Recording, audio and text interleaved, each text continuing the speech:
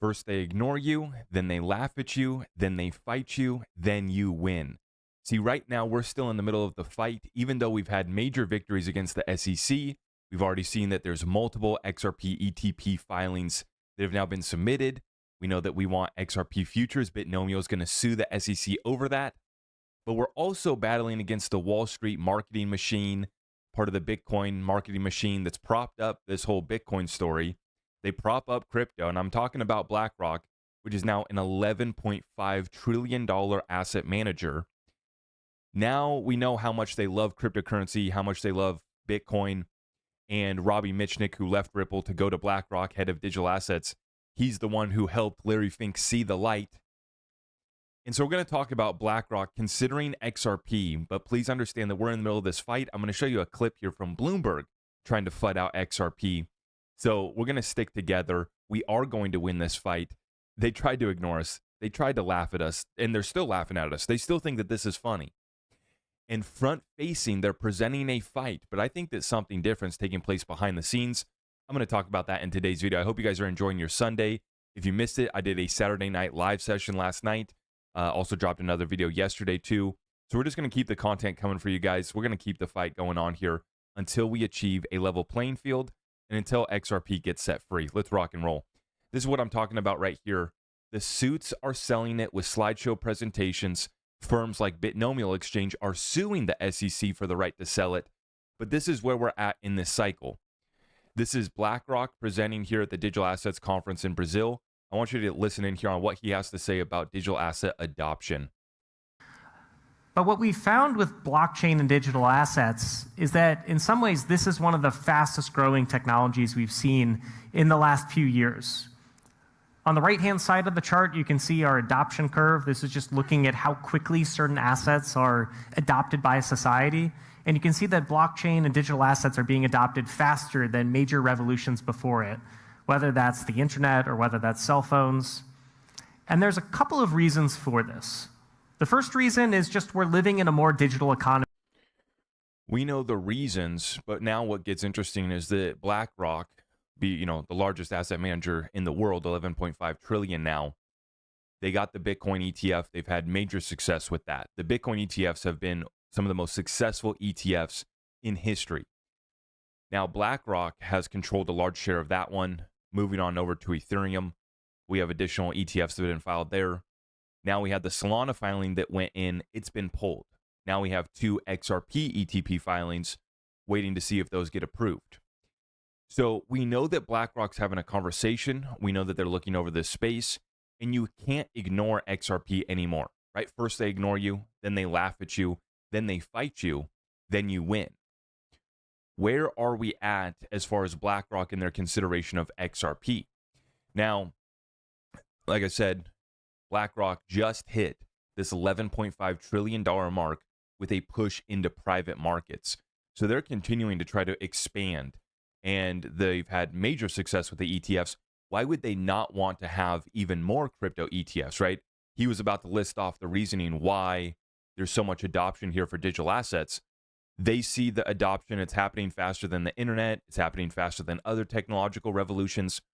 You think that, there was just one winner in the internet? Was there just one winner in other, technological revolutions? No, there's a few. And that's the key thing, is that there's a few. Now, XRP, it's funny because first they ignore you, then they laugh at you, then they fight you, then you win. They've been ignoring us. I'm going to show you here in this next clip. They're still laughing at us, comparing us to Dogecoin. And they're still actively fighting XRP, spreading FUD here on Bloomberg Crypto today. Check this out. This is Jungle Inc. sharing this. Bloomberg not so bullish on an XRP ETF, maybe under a Republican presidency. So they're basically suggesting that might not be as good of a chance if the Democrats win, but if a Republican wins, you might get one. But what's next? The Dogecoin ETF? Ha ha ha. See, they're laughing. They're fighting. Take a listen in, because this is pretty ridiculous. The first to file for an ETF that invests directly in XRP, the world's 7th largest digital token. Bloomberg's Isabel Lee reported on this and joins us now. So we're talking about Ripple here. I guess we've already got ETF. Pause. First piece of misinformation right off the get-go. We're talking about XRP, a digital asset. Yes, Ripple has some. Yes, some of the Ripple, members of the company were the creators of XRP, right? But let's start off with some facts right from the get-go. Let's not confuse Ripple and XRP like they always do. Here we are still in 2024, and we can't distinguish between Ripple and XRP. ETFs for Bitcoin. We've already got ETFs for Ethereum. It makes sense that regulators would approve other large coins as well, right? No, we don't know that, especially because this is the 7th largest coin. There's a Solana filing, and then it was pulled out, and we have Bloomberg Intelligence, James Seyfarth, saying it was dead on arrival because the SEC is still really...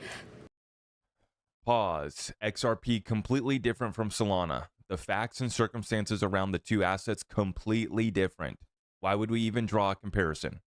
Kind of against this. They're kind of skeptical. And actually, this filing comes against the backdrop of two things. And it doesn't matter if the SEC's against it. What matters is the facts on the asset and whether the fund manager that's issuing this ETF is going to be in compliance with the law. That's what matters. Let's stick to the facts now, not comparing it to some other crap coins like Doge or Solana. Number one, it comes after a judge ordered Ripple to pay $125 million after improperly selling their tokens as a fraction of the $2 billion SEC wanted.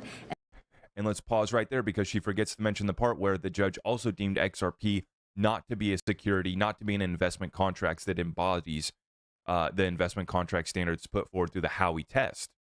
So we can't forget to mention these facts while we try to flood XRP here.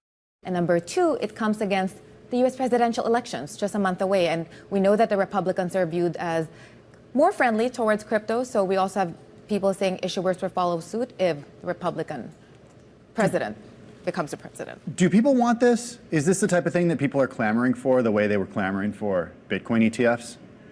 It's never going to be the same degree because the Bitcoin ETFs are really just a field of its own. I mean, even with flows, we have 18 billion in that. Ether is not even seeing inflows, it's net outflows. But still, you can't deny that ETFs are easy to trade. I mean, it's the 7th largest token. We have the Solana filing. You know what the 8th largest token is? What is it? Dogecoin. Of course. So that can be the next. I don't know. So but Is there a Doge filing for an Not ETF? yet. The first. And I hope that they're enjoying themselves getting that laugh. I think it's an absolute joke, to compare XRP to Ethereum. Completely different set of circumstances and facts around the two different assets. So yeah, the Ethereum ETFs were not as successful as Bitcoin, but that doesn't mean that XRP won't have more successful ETFs than Ethereum, right? It doesn't mean that the XRP ETF shouldn't be approved because Solana was dead on arrival. Completely different set of circumstances. Solana is still in the courts.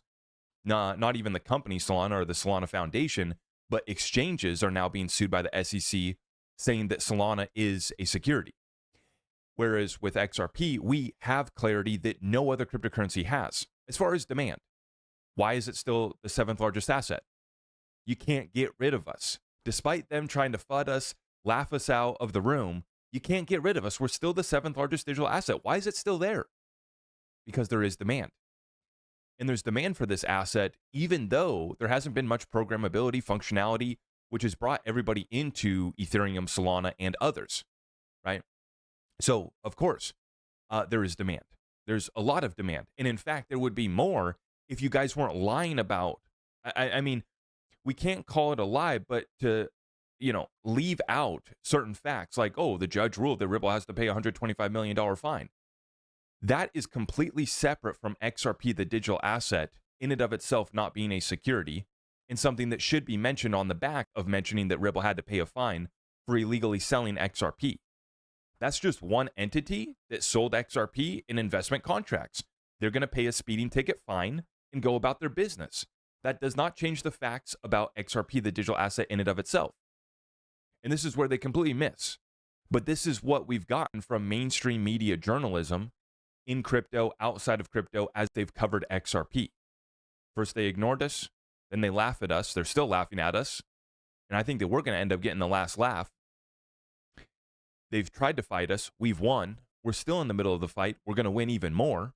We're going to go smack up the SEC some more in this case that they've appealed.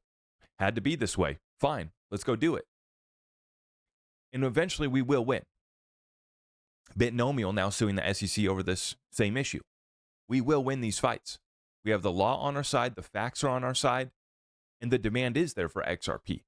So not only is there going to be an XRP ETP, there's going to be additional ETPs that include XRP, large basket ETPs, ETFs, absolutely.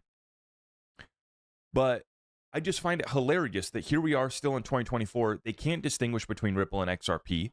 They FUD us out by trying to say that Ripple had to pay a fine without mentioning that XRP got the clarity that nobody else has in this entire space. All of this while they laugh and compare XRP to Doge. See, we're going to end up getting the last laugh when this is all done. And speaking of laughing, when when Charlie Gasparino got the opportunity to ask Larry Fink, I'm going to play this clip again. I'll never forget this one. If Larry Fink wasn't considering, if BlackRock wasn't considering XRP, they just would have came out and they would have been laughing just like Bloomberg was there, and they would have said, no, there's absolutely no way we're going to launch an XRP ETP. There's no demand. It's silly. You know, we still think that it might be a security. Ripple got in trouble. We think that the SEC might have a case on this appeal.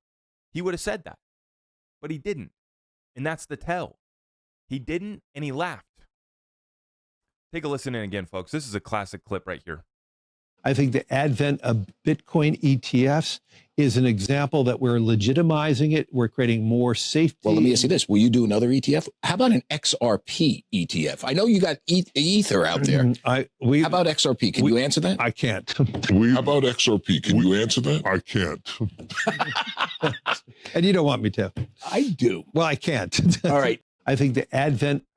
Oh, these guys are just having a good old time. And at the time when this came out, this is back in January or February. This is a while ago, earlier this year. But I always said, right, the glimmer in Charlie Gasparino's eye. Right, are you thinking about doing another ETF? What about an XRP ETF? He didn't even like give himself time to take a breath in between those words, right? He just jumped right in there. Are you considering other ETFs? What about an XRP ETF, right? He couldn't wait to ask Larry Fink about an XRP ETF. And I said it at the time, and I'm saying it now. If BlackRock wasn't considering an XRP ETF, they would have just said no. Right? They would have said no. Right? We're not considering it. There's a case going on. We think that Ripple sold it this might be a security of Ripple. We don't see the demand. Why are all these other analysts saying that there's no demand and fudding out XRP? But Larry Fink didn't.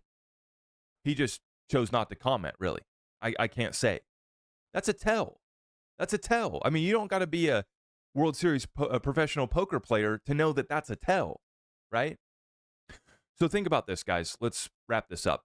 BlackRock is considering coming into this space in a major way. We know that. We understand that. They get what's at stake here.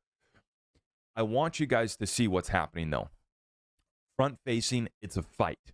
Just like with the case and the appeal. Front-facing, it's a fight. But as we've shown you guys all the connections behind the scene, one would have to assume that the world's a stage.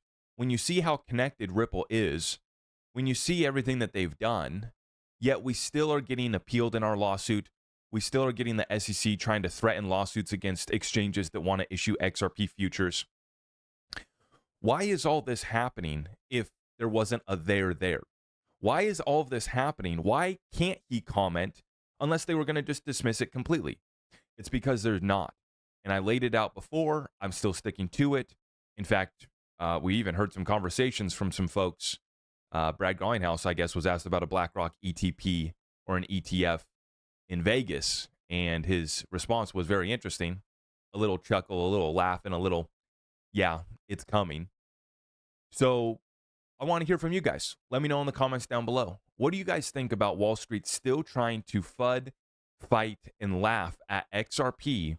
Well, on the back end, we know that they're getting ready to launch the XRP ETPs, and I believe that it is only a matter of time before BlackRock announces they're filing for an XRP ETP. And maybe I'll be wrong. If they don't do the XRP individual ETP, I think that they'll do a basket one that does include XRP, and that's just it, right? They can't ignore us.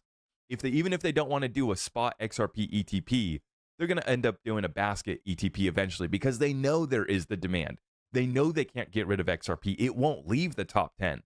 And in fact, when you look at the fundamentals, the utility, the basis, and the legal advantage, it's really only up from here. We've been the ones to have to go through the fight and the battles and the trials and the tribulations first we're about to be on the other side of this thing. And what did we report on just yesterday? The SEC delaying the Ethereum ETF futures options once again. So the ETH ETFs are all getting delayed. The futures getting delayed. Nobody knows whether it's a security or not. Solana, that was dead on arrival. XRP, there's actually a lot of interest. I think that there's been a lot of interest and there's only going to be more.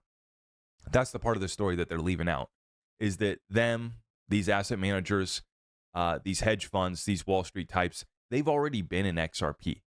And that's why they're sitting up there laughing and smacking each other around with jokes, thinking that they're funny guys while they talk about XRP. It's one big club. We ain't in it. But in the case of XRP, we did get in the club. We got Stuart Alderati donating to Trump. We got Chris Larson donating to Kamala. And we know that these guys have been all over XRP now for years. So we are in the club, right? And we ain't leaving. They tried to fight us. We're about to win. And I think that XRP is set to appreciate in a major way off of these developments this bull run. If you guys appreciate what we're doing, make sure you guys help me out by liking this video, sharing it out far and wide. Everything else is at ZachRector.com, and I really appreciate your support. God bless you all. I am your host, Zach Rector. I really appreciate all of the love and support. If you want to support the channel, just remember that you can start by smashing that thumbs up for me, sharing this content far and wide, and everything else is at my website.